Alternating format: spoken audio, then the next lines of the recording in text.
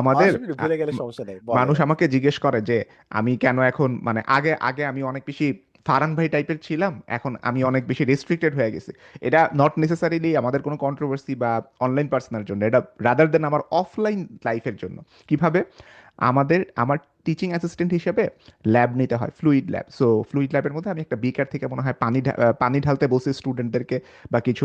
তো একটা মেয়ে এরকম পানি ঢালতেছে, সে পানি ভালো মতন ঢালতে পারতেছে না, পানি ছেঁচড়ায়। যে আপনি দেখবেন যে আপনি যদি একটা ছোট মগ থেকে চেষ্টা করবেন যে একটা গ্লাস থেকে পানি আরেকটা গ্লাসে ঢালার চেষ্টা করেন, যদি আপনার স্পিড কন্ট্রোল না থাকে তাহলে কিন্তু পানি ছেঁচড়ায় পড়তে থাকে। ওই যে যেই গ্লাস থেকে আপনি ঢালতেছেন এ থেকে এরকম হ্যাঁ, এইভাবে হ্যাঁ। পড়তে থাকবে পানি, ঠিক আছে? তো ওই মেয়েটা এরকম করতেছে, ওই মেয়েটা।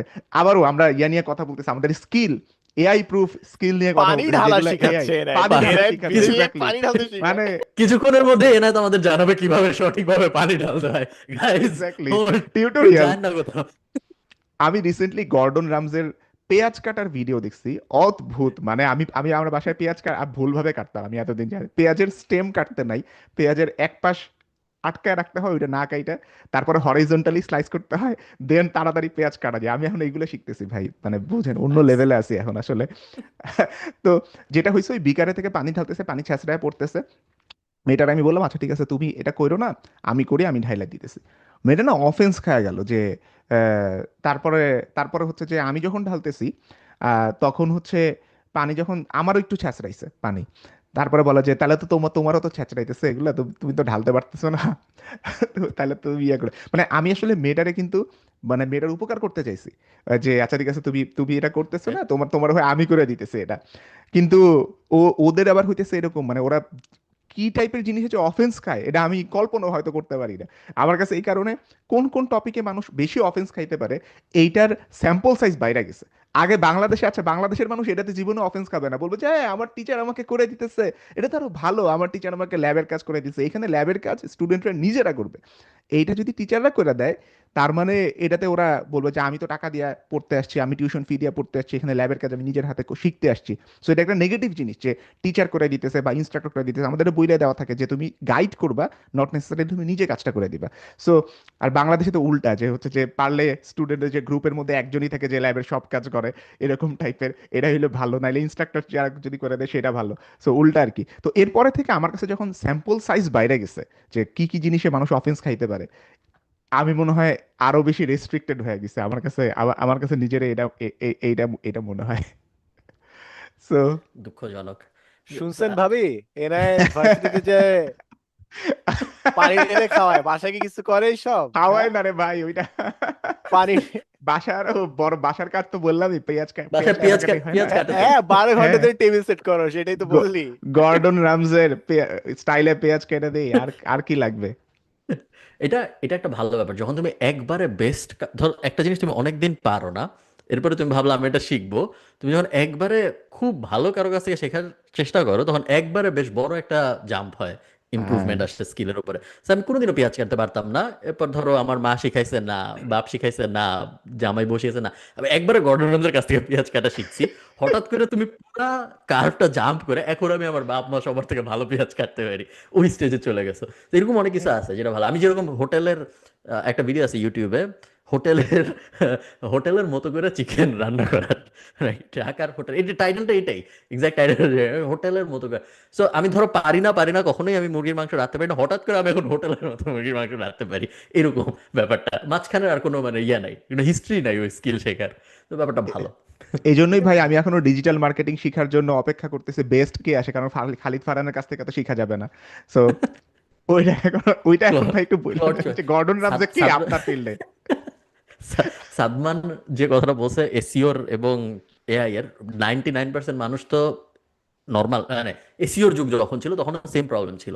আমরা গুগল করতাম, গুগলের প্রথম পেজে যা আসতো ওগুলা তো আসলে এসিও ফাইড কন্টেন্ট, এবং গুগলে যে টাকা দিছে অ্যাড দেখানোর জন্য তার content, not necessarily best source. Best source হয়তো আরো অনেক পরে, 2 নম্বর পেজে বা 5 নম্বর পেজে। আবার তারা ভালো এসিও করে নেই, এই কারণে তারা প্রথম পেজে আসে নাই। তো যখন আমি গুগল করে ইনফরমেশন নিচ্ছিলাম তখন আমার ইনফরমেশন ভুল হওয়ার একই চান্স, কারণ সামনের পেজে যা আসছে তার যে ইনফরমেশন, ওইটা থেকেই আমি ইনফরমেশন নিয়ে তারপর তোমার বলতেছি। সো একই কাহিনী, যখন আমি এআই এর সাথে চ্যাট করতেছি তখনও সেম, এআই যে পুল থেকে ইনফরমেশন নিচ্ছে আমাকে শোনানোর জন্য, সেই পুল হয়তো ভালো পুল না, বাট সেম গুগলের পুলও ভালো পুল ছিল না। প্রথম পেজে যা আসছিল তার থেকে নিছিল, এআই তার থেকে নিচ্ছে। So same problem I think সবসময় থাকবে, বাট এআই এর ক্ষেত্রে উল্টা প্রবলেমটাও তো আছে। যদি আমি এআই কে ব্যবহার করে রিসার্চ পাবলিশ করি, তারপর ওটা পিয়ার রিভিউড পাবলিশ হয়, তারপরে যখন এআই ওটা সাইট করবে, তখন জিনিসটা আসলে আমি কি এআই এর ইনফরমেশন এআই এর দিয়ে আবার এআই এর কাছ থেকে শুনলাম, নাকি মানুষ বলছিল তারপরে আমি এআই এর কাছ থেকে শুনলাম, ওই রকম একটা সার্কুলার প্রবলেমের ভিতরে আমরা ঢুকে যাবো রিকার্সিভ। না আস্তে আস্তে? হুম। এআই তারপর আবার সাইড করতে দিয়া যা দেখবে যে আরে এটা তো এটা তো আমি আমি বলছি। লিখছিলাম, এটা তো আরে আমি লিখছিলাম না ভাই। আরে সাইটিং মাইসেলফ, আরে হ্যাঁ, ট্রাস্ট মি আরে ব্রো। এটা কি হইলো? এরা কি জানি বলতে গেছিলি? আমি আবারও ভুলে গেছি আমি কি বলতে আচ্ছা, নিছিলাম। সমস্যা নেই, আমি একটা জিনিস বলতেছিলাম যে একটু আগে আপনারা বলতেছিলেন না যে এনায়েত পেঁয়াজ কাটা শিখতেছে, ফারহান ভাইয়া মুরগি রান্না করা শিখতেছে। আমি এভাবে চিন্তা করি জিনিসটা যে যেই কাজগুলো আমি লাইফে বাকি সারাটা জীবন করব, might as well learn how to do it proper. For example, বিছানা কিভাবে গুছাইতে হয় এইটার উপর হুম কম্পিটিশন হয়। বিভিন্ন হোটেলে এমপ্লয়িরা এটাতে কম্পিটিশনে পার্টিসিপেট করে যে কে সব থেকে ফাস্টেস্ট গুছায় একটা বিছানা রেডি করতে পারবে। ওই বিছানা গুছানো যদি আপনি একটা ভিডিও দেখবেন, তাহলে দেখবেন যে কত এফিশিয়েন্টলি চাদরটা গুজা যায়, কি সুন্দর করে বালিশ নেওয়া যায়। So once you see that video, বাকি পুরোটা লাইফ আপনি অনেক এফিশিয়েন্টলি বিছানা গুছাবেন। সো এই জিনিসগুলো আসলে একবার অ্যাটলিস্ট শিখা উচিত ইউটিউব দেখে, যেরকম ডিমের খোসা কেমনে ছাড়াবো। আই এম হুম কারেন্টলি, আমি লাস্ট 2 দিন ধরে আমার ডিমটা গলা গলা হচ্ছে। আমি খুব মেজাজ খারাপ যে ভাই ডিম তো রে ভাই, এটা তো আমি জানি। পরে আই রিয়েলাইজ যে এখন যেহেতু অনেক বেশি গরম, ডিমটা আমি ফ্রিজে রাখতেছিলাম। সো ফ্রিজে রাখার কারণে ঠান্ডা ডিম এখন আমি বয়ল করতে দিচ্ছিলাম, তাই আমার ডাইরেক্ট। টেম্পারেচার এদিক ওদিক হয়ে গেছে। তাই হুম আমার ডিমটা গলা গলা হচ্ছিল। So এই যে তো সিম্পল গলা মানে গলা হইলে ডিম কি ফালা সমস্যা সাদমান? আমার তো এটাই বেশি রানী গলা রানী গলা। রানী রানী কি জানি এটা কি বলে, রানী কুসুম হ্যাঁ যেটা হ্যাঁ হ্যাঁ, ওটা। কুইন এগ, রানী হ্যাঁ কুসুম। কুইন এগ, হ্যাঁ আমার ভাল লাগে। বাট জিনিস হচ্ছে বেশি কুইন হইলে, মানে বেশি রানী রানী হইলে সমস্যা, আরে মানে না, ছিলা মুশকিল ভুল আর কি। বলতেছি। রানী আমি ইংলিশে বলছি, কুসুম বাংলায় বলছি। RUNNY রানী, মানে যেটা একটু লিকুইড আমরা থাকে, ভুল বললে আমরা মনে নট হয় বুঝতে কুইন। পারছি আমরা কি বলছি, কে ঠিক আছে, আমরা বুঝতে পারছি।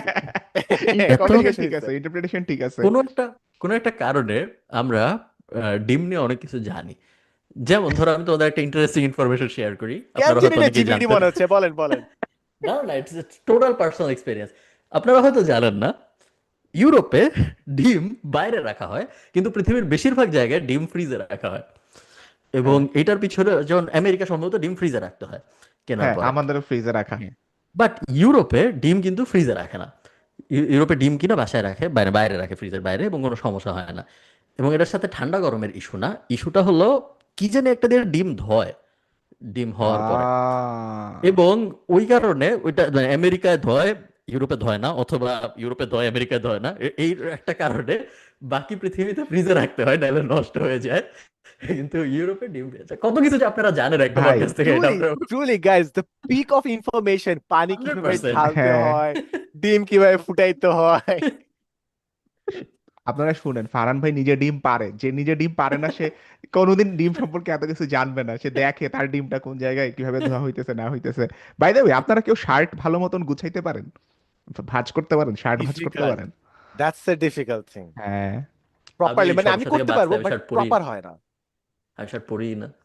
ও, ফারহান ভাই শার্ট পরা ছবি যদি কেউ বের ও করে হ্যাঁ, দিতে পারেন তাহলে খুব ভালো হয়। দিতে একটা পারেন। দুটো আচ্ছা, মনে হয় আছে, বাট নাই, মেজরিটি 99% আমি শার্ট এন্ড পরি না। অলসো এখানে একটা জিনিস বলে রাখি, ভাঁজ করা ইজ নট নেসেসারি।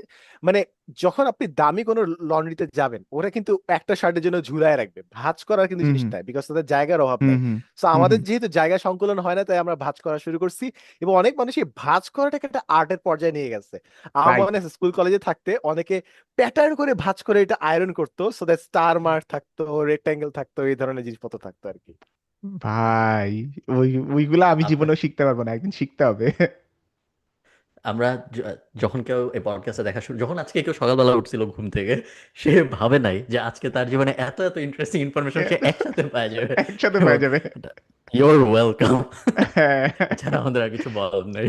আচ্ছা, আমি আমি হ্যাঁ আসলে যে জিনিসটা বলতে দিছিলাম এটা মনে পড়ছে আমার। এটা হলো ফারহান ভাই যে চ্যাট জিপিটি দিয়ে ওই যে ব্রাজিলিয়ান ইনফরমেশন গুলো নিছে, এটা একটা বড় ইয়া ছিল। আমি এক্সপেক্ট করতেছিলাম ভাই বলবে যে অ্যামাজন হইতেছে পৃথিবীর ফুসফুস, সো এটা একটা হিউম্যানাইজার ইনফরমেশন। কিন্তু ভাই বলতেছে যে এখানে অ্যামাজন আছে, পৃথিবীর 20% অক্সিজেন এটা দেয়। বাট এটা কিন্তু সবাই জানে যে অ্যামাজনকে বলা হয় পৃথিবীর ফুসফুস, ভাই ওইটাই বলে নাই ফুসফুস, তার মানে। হ্যাঁ। এসব চ্যাট কমন জিপিটি। কথাবার্তা আমরা বলি না ভিডিওতে। উফ আমরা উফ আমরা উফ। আমরা আমাদের নিজেদের টাচ চলা কথাবার্তা বলি। এরকম আপনার যেমন আমরা যখন কোল্ড ইমেল পাঠাই, তো তখন তোমার ওই যে প্রথম যখন হাই বলে না শুরুতে, ধরো একটা ইমেল যখন কেউ করে পাঠিয়ে দিচ্ছে, শুরুতে হাই বলে বা হেই বলে কোনো একটা বা হ্যালো বলে কোনো একটা ভেরিয়েশন, তো ওইটার প্রথম লেটারটা ক্যাপিটাল হবে নাকি স্মল হবে এটা নিয়ে এবি টেস্ট হয়। লাইক বড় হাতের এইচ দিয়ে হাই বলবো নাকি ছোট হাতের এইচ দিয়ে হাই বলবো, কারণ ধরে নেওয়া হয় যে বড় হাতের এইচ দিয়ে হাই বললে রিপ্লাই পাওয়ার চান্স কম, ছোট হাতের এইচ দিয়ে হাই বললে রিপ্লাই পাওয়ার চান্স বেশি। এবং তারপর সেকেন্ড লাইনে যদি তুমি একটা স্পেস দিয়ে শুরু করো, তো সাধারণত কি হয়, একটা লাইন আমি বলছি, তারপর এন্টার, তারপর আরেকটা লাইনও একই জায়গা থেকে জাস্টিফাইড ফরম্যাটে ওখান থেকে শুরু হয়। বাট তুমি যদি একটা অড স্পেস দিয়ে তারপর শুরু করো, জিনিসটা দেখতে একটু মনে হয় যে না, ও তো মানুষ মোবাইল দিয়ে লেখছে মনে হয়। হুম, অনেকে আগে করতো ওই যে নিচে written by iPhone, written with iPhone, হ্যাঁ, এরকম কি যেটা, সেন্ড ওইটাও ফ্রম একটা আগে আইফোন, অনেকে সেন্ড set ফ্রম করে মাই রাখে। আইফোন। এরকম কত কিছু যে আমরা এবি টেস্ট করছি এক সময়, ওটা গুড ওল্ড আমি ডেজ, না তখন মাঝে সে মাঝে ভাবছি, সমস্যা ছিল না। তখন আমি না মাঝে মাঝে এখন ভাবি যে যখন কোন একটা ইমেল পাঠাবো, বাট আমি রেসপন্সিবিলিটি নিতে চাই না, আমি নিচেটা ব্র্যাকেটে দিতে চাই যে this response was generated automatically, just দেওয়ার জন্য, জাস্ট সো দ্যাট কেউ যদি ধরেও আমার এই ইমেলটা নিয়ে, আমি বলবো, ও আচ্ছা, প্লজিবল ডিনায়াবিলিটি, আরে হ্যাঁ, আমি হ্যাঁ লিখি মেবি নাই ওরে। ওই যে ওর ভিডিওতে, হ্যাঁ ভিডিওতে ভিডিওতে ইমেজে যেটা আমি হয়। বলছি না যে ওয়াটারমার্ক বসায় দিবে রিয়েল ভিডিওর উপর, ইটস ইকুইভ্যালেন্ট টু দ্যাট আর কি। ওর মানুষের মেজাজ গরম হবে যে সাদমান প্রত্যেকবারই অটোমেটিক্যালি জেনারেটেড ইমেল ক্যান পাঠায় এবং তারপরে ইউ সাদমান